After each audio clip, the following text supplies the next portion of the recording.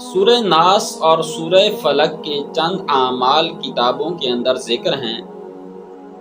ان اعمال میں سے پہلا عمل یہ ہے کہ اگر کوئی شخص صبح و شام سورہ ناس اور سورہ فلق کی تلاوت کرے گا تو خداوند متعال اس کو وسوسے، جادو اور نظر بد جیسی بیماریوں سے محفوظ رکھے گا۔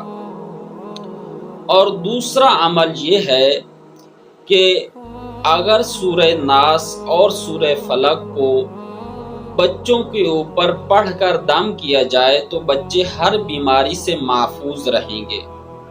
ایک خاتون امام جعفر صادق علیہ السلام کے پاس تشریف لاتی ہیں اور کہتی ہیں کہ مولا، میرا بچہ جب سوتا ہے تو ڈر جاتا ہے اور چینک کر اٹھ جاتا ہے۔ تو امام علیہ السلام نے اس خاتون سے فرمایا کہ جب آپ کا بچہ سونے لگے تو اس پر سورہ ناس اور سورہ فلق کی تلاوت کیا کرو۔